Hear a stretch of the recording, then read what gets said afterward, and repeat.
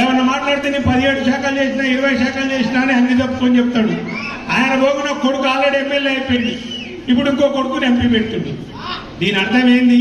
ఇక 25 సంవత్సరాల వరకు వచ్చే 5 ఎన్నికల వరకు చిన్న కొడుకు ఈడుంటాడు, పెద్ద కొడుకు ఆడుంటాడు. అంటే ఈ నల్లగొండ ఎంపీ నాగార్జున నియోజకవర్గంలో ఇంకో కాంగ్రెస్ అభ్యర్థికి అవకాశమే లేదు. ఇక మనకు ఇక ఆడ ఉత్తమ్ కుమార్ రెడ్డి గారు వారసత్యమైన ఆడ హుజూర్ నగర్ కోదాడు జంటకవులు, ఆయన ఇటు పోతాడు కొన్నాళ్ళు, ఆమె అడిపోతుంది, ఆమె అడిపోద్ది కొన్నాళ్ళు, ఆయన ఇటు వస్తాడు. ఇది హుజూర్ నగర్ సంగతి. ఇక బ్రదర్స్ ఉన్నారు, మీకు తెలుసు కదా బ్రదర్స్ సంగతి. ఆ బ్రదర్స్ ఆయన పేరు యాక్చువల్ గా వాళ్ళు కోమట్రెడ్డి అని వాళ్ళ నాయన తప్పు పెట్టింది, కానీ అది కోతి బ్రదర్స్ అన్నట్టు. ఏ మాట మాట్లాడతారో అచ్చం కలు దాగిన కోతులు ఎట్లా చేస్తారో ఒక ఆయన చేస్తున్నాడని పోటీ పడి మా అన్న హాల్యాలకి ఇట్లా మాట్లాడిడా, నేనెందుకంటే తక్కువ ఉన్నా అని ఈయన పోయి పోనీ ఇంకోటి మాట్లాడతాడు. పచ్చి అబద్ధాలు. ఈయన మాట్లాడిందే ఆయన కంటే ఎక్కువ తిట్టాలని, ఈయన మాట్లాడిన కోతి మాటలకు ఇంకా ఎక్కువ కోతి మాట్లాడాలని ఈ కోతి బ్రదర్స్. వాళ్ళకు 2 టికెట్లు. ఇక మొన్న ఏదో పొరపాటు వాళ్ళ అన్న కొడుకు అడిగిన అదేదో మిస్ అయిపోయి ఇంకో ఆయన పోయింది. ఈ 3 కుటుంబాల తప్పితే ఈ నల్గొండ జిల్లా కాంగ్రెస్ రాజకీయాలను మీరు ఆలోచన చేయండి. సామాన్యులు, బీసీలకు, ఎస్సీలకు, మిగతా ఏ కులాలకైనా ఎవరైనా టికెట్ సంగతి పక్కన పెడదాం, అసలు టికెట్ అడిగే ధైర్యం ఉందా? ఇక్కడ డీసీసీ నుంచి ఒక పేరు జానారెడ్డి కొడుకు పేరు కాకుండా వేరే పంపుతారా? పంపరు. ఇట్లా ఈ జిల్లాలో ఒక అరాచకమైన కాంగ్రెస్ రాజకీయం నడుస్తుందని మనం గమనించాలి. ఆ అరాచకంలో భాగమే ఇవాళ ఇక్కడ కాంగ్రెస్ అభ్యర్థిని పెట్టడం. ఈయనను మళ్ళా గెలిపించుకొని భుజాల మీద వేసుకుంటే ఇక్కడ కాంగ్రెస్ నాయకులు కూడా వాళ్ళ పరిస్థితి ఆలోచించుకోవాలి, ప్రజలు కూడా ఆలోచించుకోవాలి. ఏం కేసీఆర్ పరిపాలనలో ఏం జరిగింది, ఇవాళ మీరు ఇచ్చిన దాంట్లో జరిగిన హామీలలో ఏం జరిగింది? కాంగ్రెస్ పార్టీ గత అసెంబ్లీ ఎన్నికలలో ఒక అబద్ధపు మాయా యుద్ధం చేసిండ్రు వాళ్ళు మనతోని. మనమేమో ధర్మయుద్ధం చేసినాం. మన జగదీష్ అన్న, మన ముఖ్యమంత్రి గారు కేసీఆర్ గారు వీళ్ళందరికీ ధర్మానికి నీతికి కట్టుబడ్డ మనుషులు. రేవంత్ రెడ్డి లంగా మాటలు దొంగ మాటలు వీళ్ళకి తెలియదు పాపం. ఆ కాంగ్రెస్ నాయకుల యొక్క అవినీతి పాలన జనాన్ని ఎట్ట పురుడి కూర్చోలో తెలియదు. 4 నిమిషాల్లో పంటలు ఎండిపోయినాయని ఫోన్ చేస్తేనే అమ్మటే జగదీష్ మధ్యరాత్రి కారేసుకుని వచ్చి ఎస్సీ నువ్వేం చేస్తావు నాకు తెలియదా, ఈ 10,000 ఎకరాలు అయితే తెల్లారి బారాలే, రోడ్లు లేవన్నా ఆ రోడ్లు ఎట్లేద్దాం, పెన్షన్లు రావట్లేవు పెన్షన్లు ఎట్లా ఇప్పిద్దాం. ఎంతసేపు ఉన్న ప్రజల యొక్క అభివృద్ధి, సంక్షేమము, నియోజకవర్గాల అభివృద్ధి, కార్యకర్తలకు అండదండలుగా ఉండటం, కార్యకర్తలకు కష్టం వస్తే ఫోన్ చేస్తే అన్నా అంటే పోవటం, ఇవేమో మన వాళ్ళు చేసిండ్రు. ఇక దొంగలు ఏం చేసిండ్రు? ఉన్నదాన్ని లేనట్టుగా మనం కళ్ళ ముందు కనపడుతుంటది. ఈ కళ్ళ ముందు కనపడేదాన్ని లేదంటే బ్రహ్మ పడేలాగా చేస్తారు. లేదు అసలు ఒక వస్తువు ఉండనే ఉండదు, ఒక మనిషి ఉండనే ఉండడు. ఆడ మనిషి ఉన్నట్టుగా, ఆయన ఎర్ర షర్టు దొడుకున్నట్టుగా, నల్ల ప్యాంటు దొడుకున్నట్టుగా ఆడ సృష్టిస్తుంటారు. ఈ విధమైంది మీకు ఒక ఉదాహరణ చెప్పి నేను ముగిస్తాను. వీళ్ళందరూ కూడా రామాయణ కాలంలో మారీచుడని ఒక రాక్షసుడు ఉన్నారు మిత్రులారా. వాళ్ళ వారసుడు అంటే తరతరాల నుంచి వచ్చిన వారసుడు దాంట్లో ఉన్నాడు రేవంత్ రెడ్డి గారు.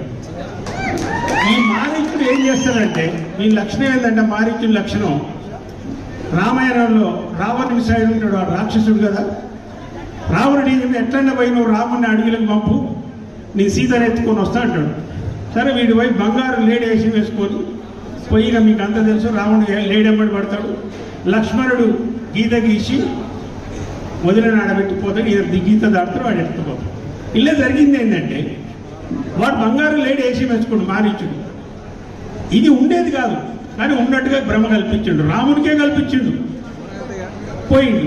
తర్వాత దూరం పోయినాక రామునికి తెలిసింది వీడు రాక్షసుడని, బాణం వేసి చంపేసి.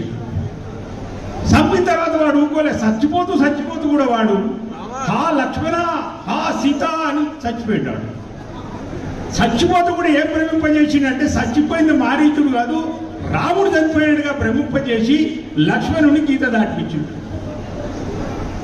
ఇగో ఈ రకమైన అంటే ఫస్ట్ వీడు మోసం చేసింది బంగారు లేడి మోసం, ఉరికిండు లేడిలాగా. చచ్చిపోతూ కూడా వాడు చచ్చిపోతూ రాముడు చచ్చిపోయినట్టుగా భ్రమింపజేసిండు. కాంగ్రెస్ నాయకులు కూడా సేమ్ మారీచుల యొక్క వారసులే అందరూ. మారీచుని యొక్క వీళ్ళ పూర్వపురాలు మనం ఎత్తుకుంటూ పోతే ఆడదానికైనా పోతాం, ఆడిపోతాం, లంకలు పోతాం, అలా మారించి ఖచ్చితంగా మనం కులం కనుక తీసి వీళ్ళు ఆడికే చేస్తారు, ఆడికి చేరరు.